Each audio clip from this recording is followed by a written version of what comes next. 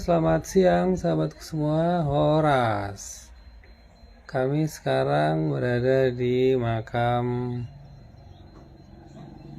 Rasul Batak, Pendeta Dr. I.L. Nommensen yang hidup pada tahun 1834 sampai 1918. Ya, di tengah liburan ini kami menyempatkan diri wisata rohani ke makam Rasul Batak Dr.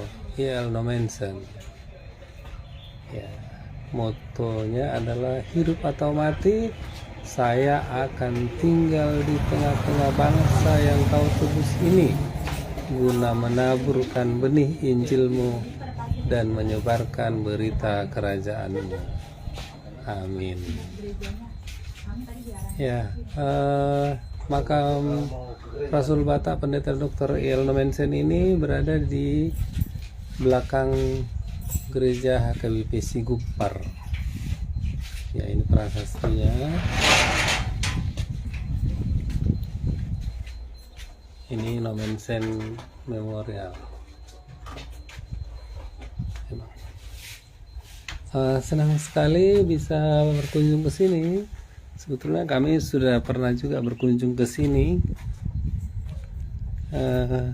beberapa waktu yang lalu, tapi udah cukup lama, dan kami akan memperkenalkan pada anak kami, si Matthew. Bang,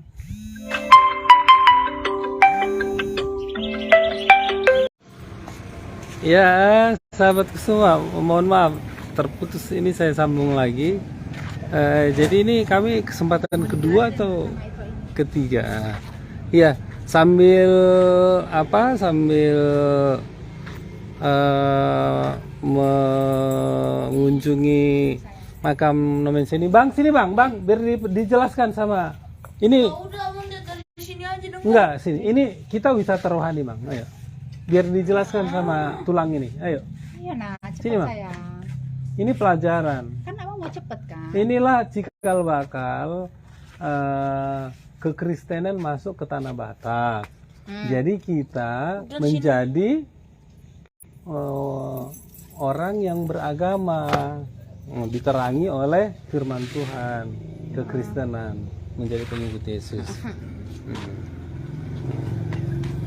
Terima kasih sama Mamang atas kunjungan rohani ke makam kita Dr. I.L. Nommensen. Jadi inilah kuburan kita si Nommensen. Jadi istri pertama si Nommensen yang bernama Caroline Nommensen itu meninggal dunia di Jerman. Setelah meninggal istri opung kita si Nommensen, pulang ke Jerman selama 2,5 tahun untuk mengurus anak-anaknya. Jadi anak si Nommensen dari istri pertama, Jonathan Nommensen, Frida Nommensen, Esther Nommensen. Setelah 2,5 tahun Nommensen di Jerman, opung kita si Nommensen menikah lagi dengan Christine Nommensen. Sebelah sini. Inilah istri kedua. Diinjak boleh nggak? Oh, berarti istri kedua pun sudah di tanah Batak. Udah di tanah Batak. Jadi tujuan si Nommensen datang ke tanah Batak untuk meluruskan agama Kristen ada 4 amang. Pertama itu penginjilan agama, yang kedua bagian pendidikan Frida Nommensen. Inilah boru si Nommensen. Oh, bagian pendidikan bang. Apa sih? Dengar. Dengar. Tadi bang, pekabaran Injil oleh Opung Nommensen ada 4 sasaran, ya. Yang pertama pendidikan, yang bertanggung jawab. Pertama penginjilan agama. Penginjilan agama Nommensen. Oh, penginjilan agama langsung oleh Opung Nommensen. Ingat ya bang. Yang kedua pendidikan Frida Nommensen. Frida Nommensen ini anaknya. Anak si Nommensen dari istri pertama. Oh, dari istri pertama anak Nommensen yang membidangi pendidikan. Jadi Frida Nommensen ini belajar bahasa Batak selama 4 bulan di Belanda untuk mengetahui sisi baik buruknya suku Batak. Jadi inilah bagian pendidikan. Jadi yang ketiga bagian kesehatan. Bagian kesehatan bang. Tadi penginjilan, kedua pendidikan, ketiga kesehatan. Bagian kesehatan booster lisin 5. Ini siapanya Nommensen? Inilah pengikutnya. Oh, ini tim sendingnya Nommensen. Bang, dengar. Ini bagian kesehatan. kesehatan. Udah tahu namanya juga suster. Dalam arti Namanya Suster Lisette Nyaman. Itu bukannya juster tuh. Oh gitu. Satu lagi berarti? Nah, jadi kalau yang ini Hans Mariska Hulda, anaknya misionaris yang orang tuanya bernama misionaris Klaus. Jadi orang tuanya ini dulu ditempatkan di situ orang si lain. Jadi ini meninggal berumur 11 bulan. Oh, Umur 11 11. bulan udah 11 meninggal. Ini anaknya. Anaknya misionaris yang orang tuanya bernama misionaris Klaus. Umur 11 meninggal Missionaries duluan Klaus. ya. Ya, Satu tim dengan Opui Nomensen. ya. Sini siapa? Jadi saya bilang inangkan memang 4 tujuan Nomensen. Pertama penginjilan agama, yang kedua bagian pendidikan, yang ketiga kesehatan, yang terakhir ekonomi. Misi harus berkimit. Oh, Monsieur Bringsmith. Bringsmith. Jadi dalam arti kata, kalau dulu itu misionaris dulu nggak ada bergaji. Jadi kalau panen lunggu tagal semanjuntak napi 70 itu dikumpulkan padi. Setelah dikumpulkan padi, dikasihlah balanjo sama misionaris itu. Itu dalam arti kata misionaris, balanjo si palas liroha. Inilah bagiannya. Oh, Jadi keempatnya ini lengkap sama orang Batak. Males sama. Pendidikan agama, pendidikan, kesehatan, ekonomi lengkap semua sama suku Batak. Kemungkinan kalau nggak datang Sino Mensen untuk meluruskan agama Kristen di Tapanuli, kemungkinan agama Batak ada dua. Pertama itu Permalim, yang kedua Islam. Kemungkinan kalau nggak datang Sino Mensen meluruskan agama Kristen. Nanti mai Tuhan nih, dulu itu Sino Mensen. Udah misionaris juga, tetapi tidak tercatat dalam sejarah karena tanggal lahir dan juga tanggal kematian tidak ada tertulis. oh gitu. Jadi semuanya ini pengikutnya terjemahan kecuali Tuan Spakter ini anjingnya. Kenapa? Gubok. Dogi. Ini anjing Sino Mensen. Oh gitu. Tuan Spakter. Anjing juga perlu dikuburin dong. Ya, makanya perjasa anjingnya sejarahnya ini Banyak. banyak. Jadi setiap penginjilan Sino Mensen ke huta-huta atau ke daerah-daerah, maupun kita Sino Mensen membawa anjingnya. Oh, mengawal. Jadi setiap penyambutan oleh raja-raja Batak berupa makanan dan juga minuman, itu terlebih dahulu makanan itu dikasih sama anjingnya. Takutnya opung kita siapa tahu ada racun. Karena apa? Berbagai macam cara dulu mau membunuh Sino Mensen tetapi tidak ada yang berhasil. Baik mistik, dunia ke Miss. apanya? Dunia gelap lah. Dunia gelap. Jadi Orang gua. makanya meninggal anjingnya. Sewaktu opung kita Sino Mensen pulang penginjilan dari daerah Tarutung, opung kita haus. Sewaktu mau minum opung kita Sino Mensen, anjingnya yang merampas minuman itu, bahwasannya air itu udah kena racun, kenalah sama anjingnya. Meninggal anjingnya. Persejarahnya. Sejarah ya, dia berjasa Abang aja menyelamatkan dijelasin aja. menyelamatkan Opui Nomensen dari racun minuman setelah penginjilan. Magdalena Kaisar anaknya misionaris yang orang tuanya bernama misionaris Kaisar. Jadi orang tuanya ini dulu ditempatkan di Tampahan Baligi.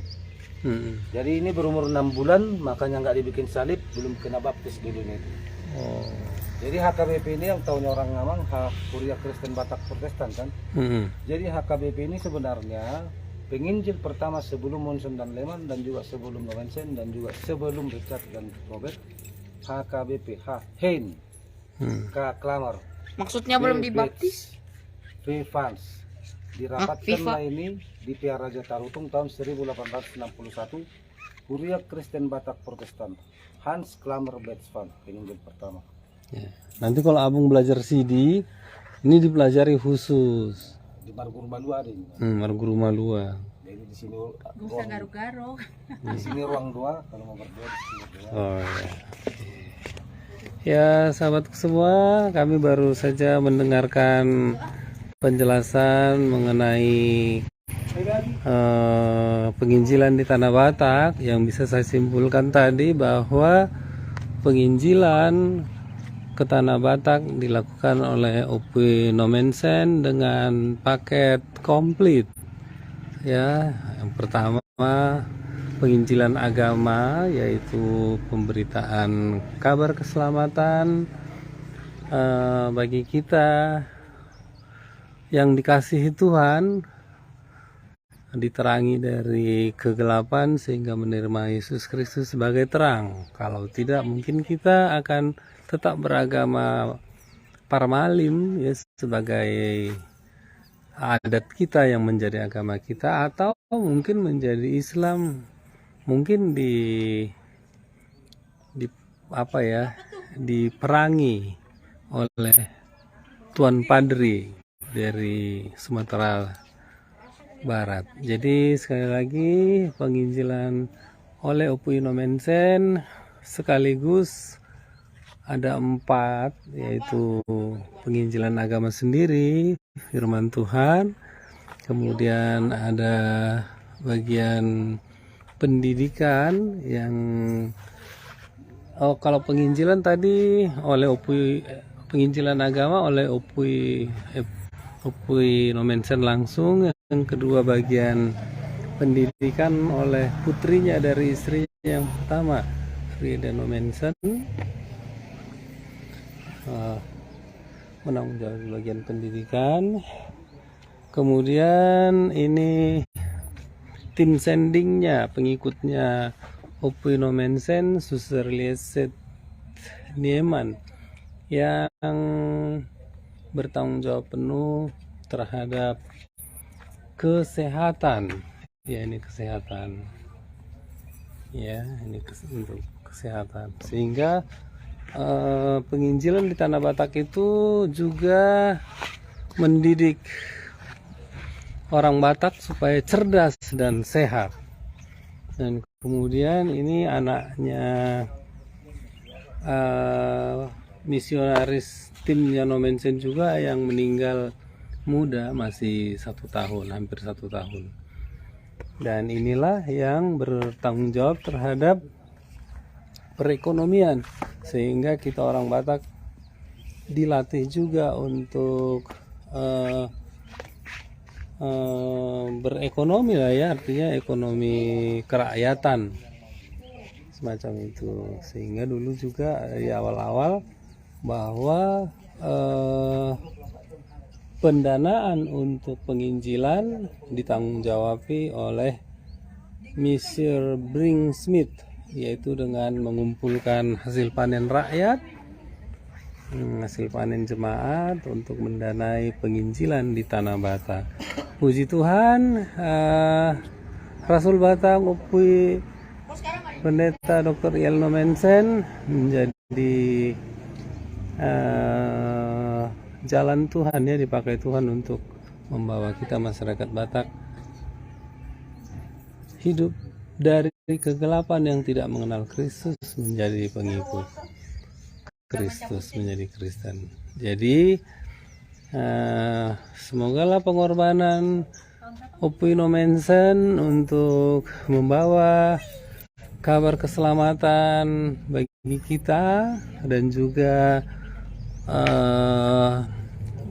pendidikan yang membuat bangsa Batak bisa dibilang dari dulunya lebih maju dalam pendidikan dibandingkan suku yang lain, dan menjadi moto yang sangat kuat bagi kita mewariskan pendidikan bagi anak-anak. Sampai ada lagu kebanggaan kita, anak Kokido Hamoraun Diau, artinya walau bagaimanapun pendidikan itu menjadi sesuatu yang sangat penting dan berguna bagi anak-anak kita. Dan kemudian kesehatan juga menjadi penting, dan juga perekonomian. Jadi itulah sebabnya kita sebagai orang Batak pun bisa dibilang lebih maju dalam berbisnis ya, dalam mengelola perekonomian. Oke sahabatku semua, senang sekali kami bisa wisata rohani di makam Opui Pendeta Dr. Iel Nomensen yang menjadi titik penting bagi kita orang Batak mengenal Kristus dan mendapat kasih karunia. Oke ya sahabatku semua, demikianlah kami akan berfoto sejenak karena kami juga tidak punya banyak waktu. dari sini menuju ke kampung halaman di Laras. Tuhan Yesus memberkati kita. Salam sehat. Bye.